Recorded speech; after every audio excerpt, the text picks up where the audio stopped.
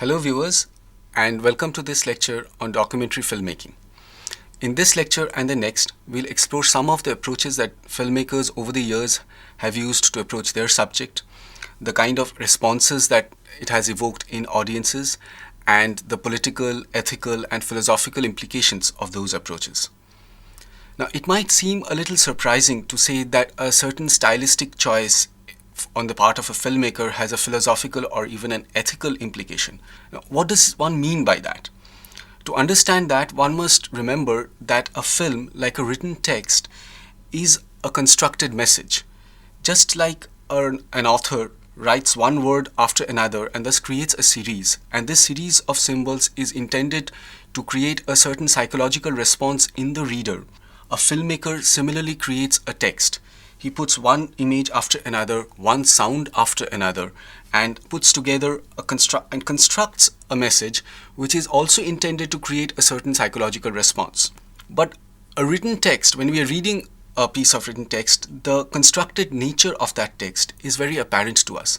And in fact, we need a little bit of training to be able to read the text. So we know that this is something that somebody has written down, and therefore it's one view or it's a record of one person's thought process. On the other hand, when we are watching a film, its constructed nature often, we forget that it is a constructed thing, and it seems to us that almost as if we are looking through a window and we are seeing events unfold before us, that there is a mediation, that there is somebody who is deciding what we watch and in what order. That is often sometimes that we no longer keep in mind. And because of this, there is a difference in our response to a written text and our response to a film text. In fact, it has been said that a film is very difficult to read because it is very easy to understand.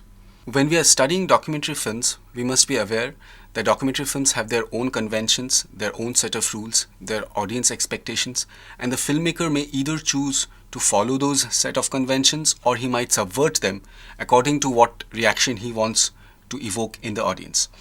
In other words, documentary films are a genre, just like fiction films. They are not an unmediated, impersonal, or objective view of reality. This is important to keep in mind because the first kind of documentary film that we're going to discuss makes implicitly precisely this claim to objective reality. This genre of documentary filmmaking was first practiced by Grierson and his school, and we might refer to it as the expository or the didactic mode of documentary filmmaking.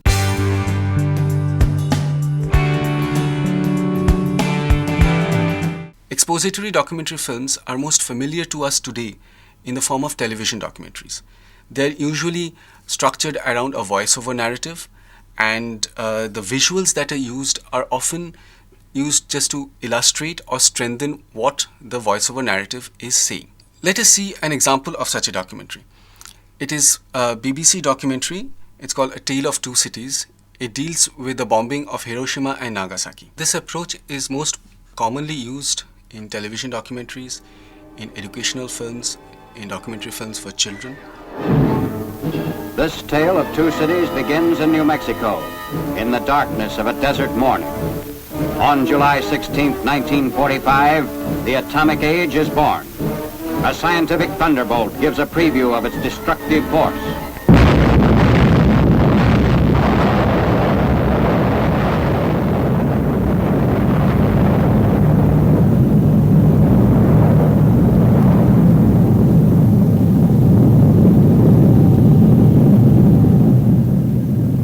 From the instant of that first blast until Hiroshima vanished from the list of living cities, closely guarded plants in New Mexico, Tennessee, and the state of Washington continued their work to shorten the war. Hiroshima, one of Japan's arsenal cities, was selected as the first to feel the weight of atomic power. As you can see, this is structured around a voiceover narrative, and sometimes the visuals are so completely dominated by the narration that it has been criticized almost as an illustrated lecture. 21 days after the New Mexico dress rehearsal, a lone B-29 was over Hiroshima carrying an atomic bomb. At 8:15 in the morning of August 6th, Japanese time, the first atomic bomb hit an enemy target. The bomb was aimed to explode above 0 point, a spot in the city at the junction of the Motoyisu and Ota rivers. The bomb was intentionally set to explode well above the 0 point to dissipate its radioactivity. This kind of films suffer from a serious limitation. That is, the dubious claim to authority, which is made by the narrator and by extension by the filmmaker himself.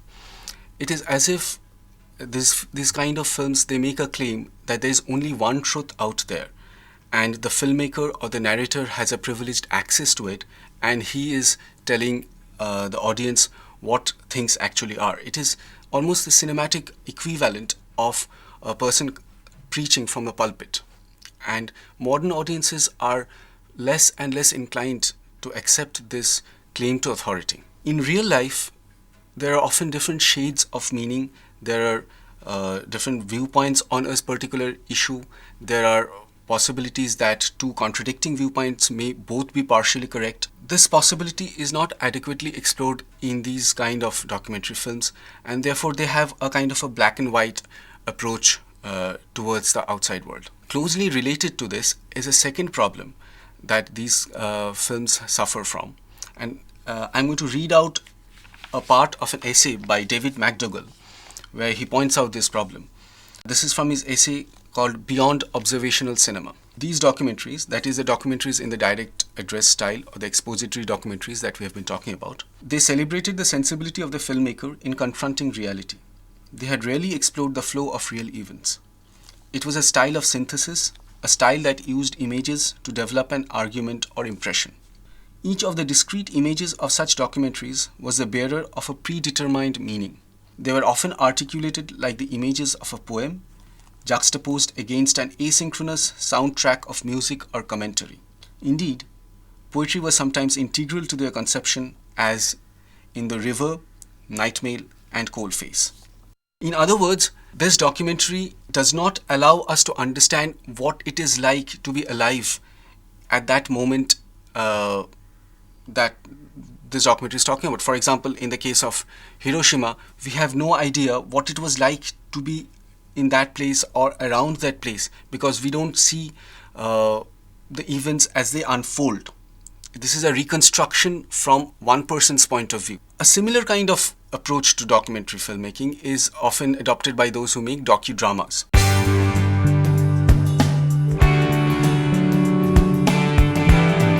The genre of the docudrama also uses similar narrative strategies. In addition to a voiceover narrative and stock footage or other kind of shot footage, they often also used enacted sequences where actors play out parts. And these actors could be real human beings, or they could sometimes be animated characters. But irrespective of what kind of animation or live actors that they're using, the basic limitation of this film is the same as that of the expository films. They also make this claim to there being only one kind of reality or one truth that the narrator is showing to us. I'm going to show you another example of a docudrama. This is also a BBC film. 6, 5, 4, 3, 2, 1, 0.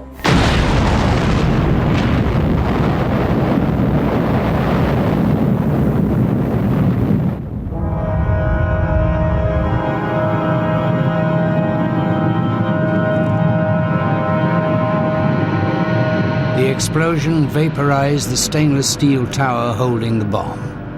The intense heat melted the desert sand, leaving an area of glass.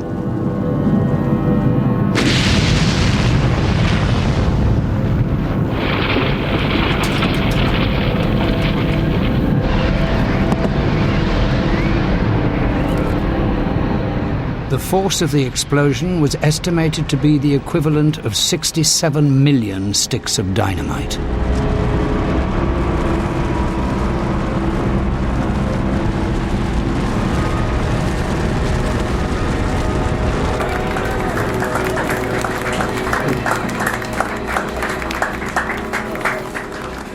The bomb had originally been intended for use against Nazi Germany, But its backers now had another target in mind. I'm very proud of you. Thank you. Well done. War's over, General. Yep, as soon as we dropped a few of these things on Japan.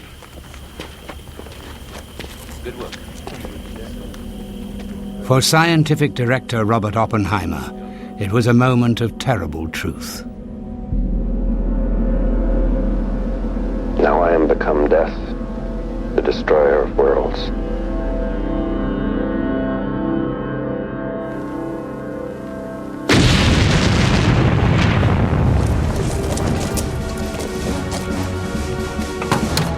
By July 1945, the war in Europe was over.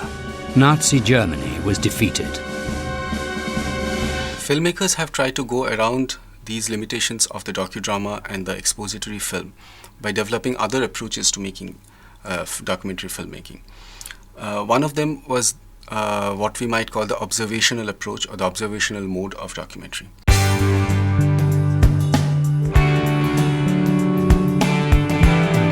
In these kind of films, there are no intertitles, there is no voiceover narrative, there are usually no interviews either. The filmmaker just tries to capture the uninterrupted flow of events. He tries to capture the life of a community, of a family, or sometimes of an individual person with as little intervention as possible. The result of this is that these kind of films often give the impression as if the camera person is invisible, and sometimes this kind of an approach is called the fly on the wall approach, as if there's a fly in the wall around this person or in a particular house or around a community, and that fly is watching what is happening without being observed or without in any way interacting with the events happening. I'm going to show an example of a film like this. It is Alan King's A Married Couple. And what I find interesting, and it might even be surprising to first viewers viewing such kind of films for the first time, is that how it is possible for the filmmaker to be able to capture moments which are so intimate. It gives the feeling as if these two persons, they're interacting without being aware of the presence of the camera person at all. And as I said, for somebody viewing it for the first time, it might be surprising that how is it possible for a filmmaker to achieve this.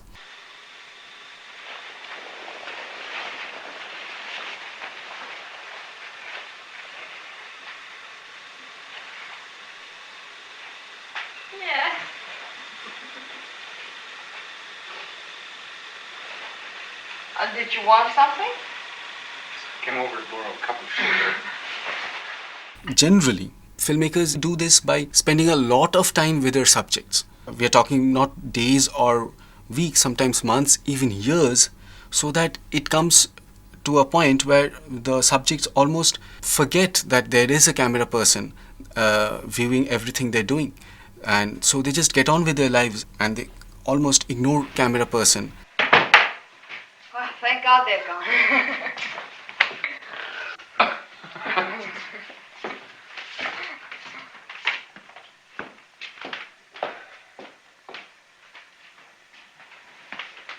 Bye.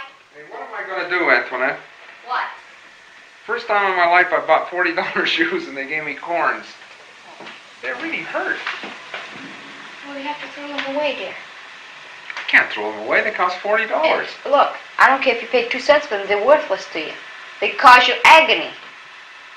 Give them to crippled civilians. What, to make them worse? Oh, my witty fellow. You sound like that horrible guy, Frankie Fontaine.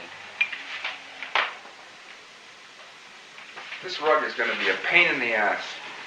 We've had it 20 minutes and already it's scruffy. What do you mean scruffy? It has to go scruffy. It certainly feels nice. Thunder. George of the jungle, monkey, a slime.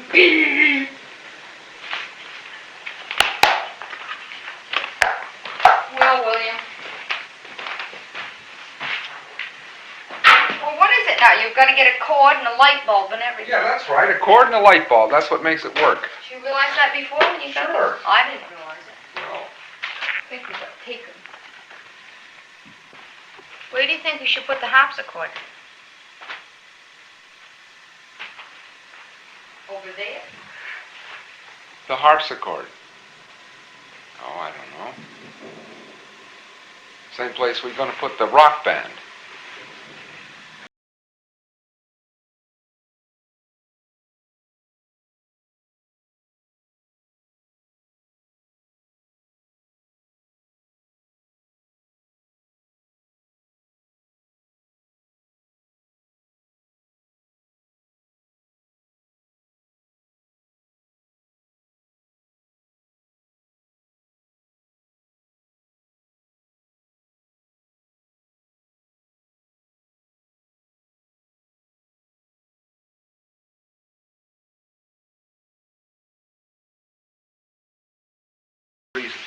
This approach to filmmaking, the observational mode of filmmaking, is very popular with ethnographic filmmakers.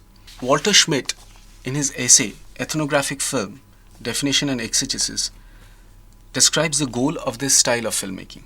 Ethnographic film is film which endeavors to interpret the behavior of people of one culture to persons of another culture by using shots of people doing precisely what they would have done if the camera was not there. Some filmmakers achieve this goal marvelously in their films. Even though Alan King was not exactly shooting somebody from a different community, but the approach is the same. You try to make yourself invisible and you encourage your subjects to go on with their lives as if you're not present, and you shoot that. So a film like this, as we have noticed, has no voiceover, it has no intertitles, it has no interviews. So what is the structuring principle of this?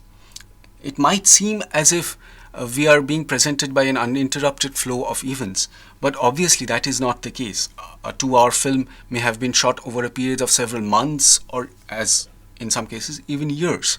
So generally the narrative arc that is followed is that such a film would follow the events in the life of a family in this film, or sometimes a community or a person, and the events, the growth of that person, the journey of that person would provide the narrative logic for the film. Usually cover the journey of that person from one important moment in his life to another important moment.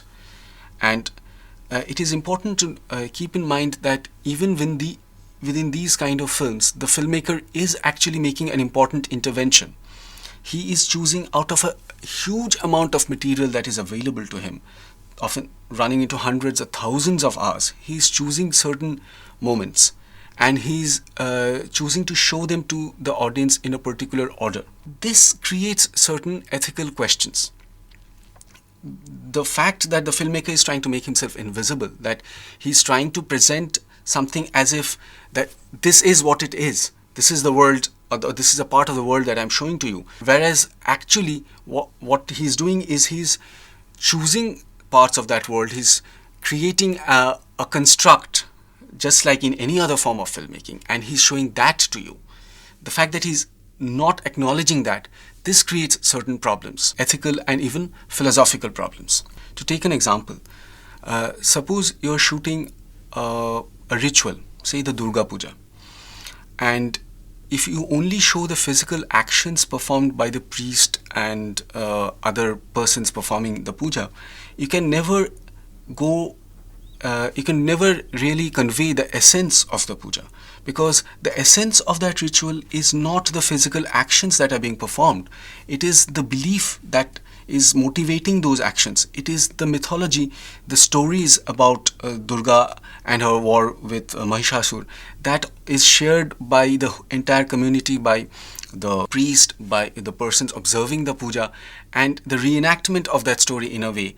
That is the essence of that puja.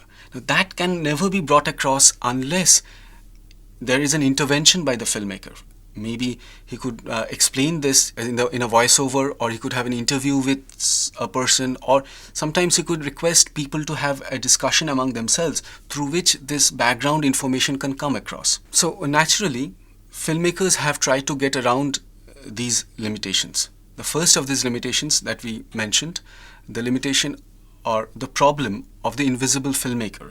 That has been tackled by filmmakers as early as Dziga Vertov, for example, who in his The Man with the Movie Camera, the filmmaking process very explicit. In a little piece that I'm going to show, you will see that they have shown the filmmaker making the film as well as the craft involved in making the film. The filmmaker never lets the audience forget that what they're seeing is something constructed, something that has been shot from a particular angle, something that has been constructed by by juxtaposing shots in a particular order, and that juxtaposition has been made to create a certain effect. Let us see this clip.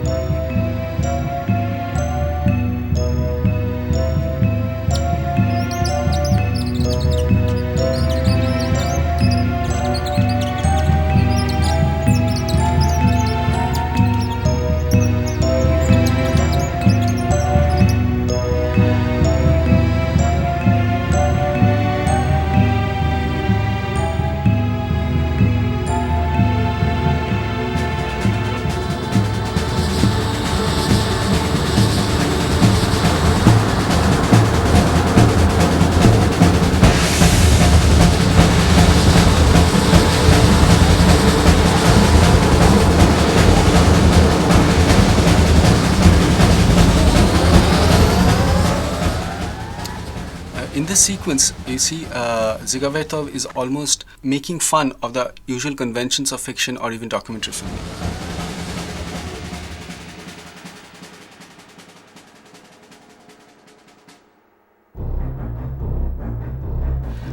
You see in the scene where you see a girl waking up and then putting on her dress, we almost have a voyeuristic pleasure of watching this woman unobserved.